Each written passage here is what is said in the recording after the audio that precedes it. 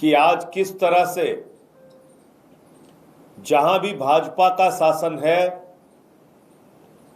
अपराध चरम पर है, हत्या की, लूट की घटनाएं हो रही हैं, अपहरण की, गैंगरेप की घटनाएं हो रही हैं, व्यापारियों पर फायरिंग की, वसूली की घटनाएं हो रही हैं, और बावजूद इसके इन अपराधों पर नियंत्रण पाने में पूरी तरह से भारतीय जनता पार्टी की सरकारें, चाहे वो केंद्र की हों या राज्य की हों, विफल हैं, फेल हैं। अभी मौजूदा जो मामला है बाबा सिद्दीकी की हत्या का, विजयदशमी के दिन महाराष्ट्र सरकार के पूर्व मंत्री, जिनका बेटा खुद मौजूदा एमएलए है, सत्ता पक्ष के नेता थे, ऐसा नहीं विपक्ष के नेता, सत्ता पक्ष में एनसीपी अजीत पवार गुट के नेता, वाई श्रेणी की सुरक्षा मिली हुई थी और उनकी सरेआम हत्या कर दी गई। बाबा सिद्दीकी की नृशंस हत्या कर दी गई सरेआम। दिल्ली के अंदर एक जिम के मालिक की हत्या कर दी गई। देश के अलग अलग जगहों पे तमाम आपराधिक घटनाओं का करणी सेना के अध्यक्ष की हत्या कर दी गई। सिद्धू मूसेवाला की हत्या कर दी गई। पूरे देश में अपना गैंग लॉरेंस बिश्नोई गैंग के नाम पर संचालित कर रहा है। लॉरेंस बिश्नोई खुलेआम धमकी देता है, फिर मर्डर हो जाता है और पुलिस कुछ नहीं कर पाती। दिल्ली में जहां केंद्र सरकार बैठी हुई है, जहां की सुरक्षा की जिम्मेदारी अमित शाह जी के ऊपर है, नरेंद्र मोदी जी के ऊपर है, यहां पर जीके में एक जिम मालिक की हत्या हो गई। उसमें भी बिश्नोई गैंग का नाम आया, लॉरेंस बिश्नोई गैंग का। बाबा सिद्दीकी की हत्या में भी लॉरेंस बिश्नोई गैंग का नाम। सिद्धू मूसेवाला की भी हत्या में लॉरेंस बिश्नोई गैंग का नाम। करणी सेना के अध्यक्ष के हत्या में भी लॉरेंस बिश्नोई गैंग का नाम। और वो व्यक्ति है कहां पे? गुजरात के अंदर। गुजरात की जेल से पूरे देश में गैंग को संचालित कर रहा है और पुलिस कुछ नहीं कर पा रही।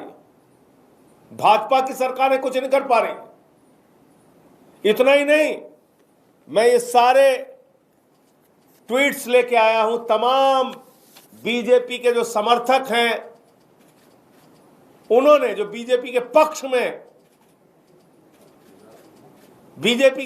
में जो ट्वीट करते हैं, लिखते हैं, ऐसे लोग जिनको देश के प्रधानमंत्री फॉलो करते हैं, वो लोग ऐसी घटनाओं पर निंदा, आलोचना करने के बजाय इसके पक्ष में लिख रहे हैं। यानी कि भारतीय जनता पार्टी का पूरा बैकअप है,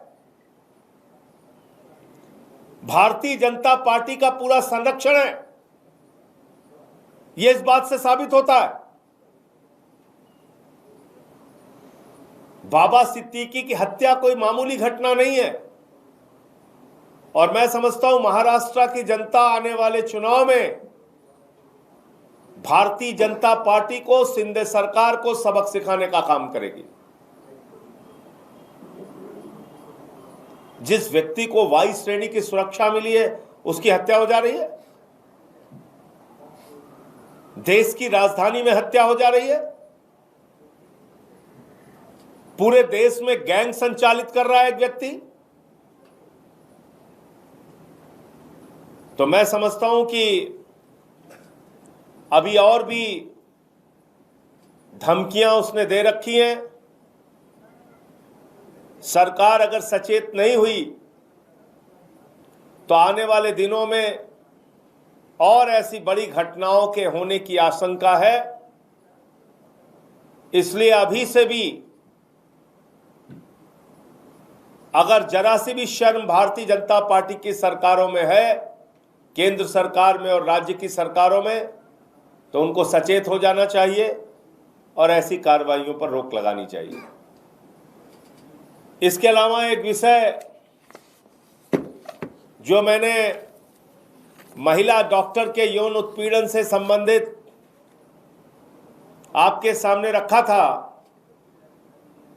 अभी तक उस महिला डॉक्टर का यौन शोषण करने वाले एमएस को ना तो गिरफ्तार किया गया, ना उस पर कोई एफआईआर की गई, ना उस पर कोई कार्रवाई की गई, ना ही स्वास्थ्य सचिव जिन्होंने इस पूरे मामले में, दीपक कुमार जिन्होंने इस पूरे मामले को लटकाया, उन पे नहीं तो कोई कार्रवाई नहीं की गई। इस पूरे विषय को लेकर दिल्ली के एलजी महोदय को मैं आज पत्र लिख रहा हूं और दिल्ली के उपराज्यपाल से मैं इस बात का जवाब चाहता हूं कि आखिर महिला डॉक्टर कोलकाता की घटना के बाद पूरे देश में जूनियर डॉक्टर्स ने महिला डॉक्टर्स ने हड़ताल की, उनके पक्ष में बहुत सारी आवाजें उठी। क्या आपको वो आवाजें सुनाई नहीं देती? दिल्ली में इस महिला डॉक्टर को न्याय अब तक आपने क्यों नहीं दिया? दोषी एमएस को एक नहीं, आपने अनेक बार बचाने का प्रयास किया। तो ये सवाल दिल्ली के एलजी से और भारतीय जनता पार्टी से बनता है कि क्या भारतीय जनता पार्टी इस बात पर मुहर लगाती है कि दिल्ली के अंदर महिलाओं का शोषण होता रहे, बस मार्शल निकाल कर बाहर कर दो, महिलाएं असुरक्षित रहें बसों में, अस्पतालों में महिला डॉक्टर की कोई शिकायत है उसको अनदेखी करो, उस पर बैठ जाओ चुपचाप? तो ये सारे प्रश्न मैंने इस पत्र के माध्यम से दिल्ली के उपराज्यपाल महोदय से पूछा है। ये बहुत ही शर्म की बात है कि भारतीय जनता पार्टी ने एक ऐसे एलजी को यहां पर बिठा रखा है जो दिल्ली की महिलाओं की सुरक्षा के साथ खिलवाड़ कर रहा है। और ऐसा ही नहीं, जिस एमएस की शिकायत हुई है उसके खिलाफ दूसरी महिला डॉक्टरों ने भी शिकायत की है। यानी कि एक घोषित अपराधी, उसको भी बचाया जा रहा है। 2019, the year that changed Maharashtra politics forever. आणि मला खरंच आज वाईट वाटतंय की चुकीच्या माणसांसोबत आपण कारण नसताना गेलो होतो। मी देवेंद्र गंगाधरराव फडणवीस ईश्वर साक्ष शपथ घेतो की मी अजित अनंतराव पवार गांभीर्यपूर्वक दृढकथन करतो की मी उद्धव बाळासाहेब ठाकरे ईश्वर साक्ष शपथ घेतो की श्री एकनाथ शिंदे साहेब यांना भारतीय जनता पार्टी समर्थन देईल आणि श्री एकनाथ शिंदे हे मुख्यमंत्री होतील। मी एकनाथ संभाजी शिंदे ईश्वर साक्ष शपथ घेतो की मी अजित अनंतराव पवार गांभीर्यपूर्वक दृढकथन करतो की Now, as Maharashtra gets set for the 2024 assembly elections, we believe that we have the infrastructure, we have the know-how, we have the experience of covering Maharashtra. We want to cover the Maharashtra elections.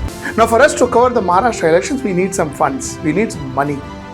We need around 5 to 6 lakh of rupees. I would urge you to contribute to this venture. Give us that 6 lakhs so that our journalist can go to nook and corner of Maharashtra, find out exactly what the problem of Maharashtra is. log on to our website hwnews.in, click on the subscribe us button, select an amount you wish to contribute and support independent journalism. Stay ahead with our cutting edge news app. Instantly access the latest shorts in just 1 minute and breaking news in just 50 words. Download now for a smarter, faster news experience.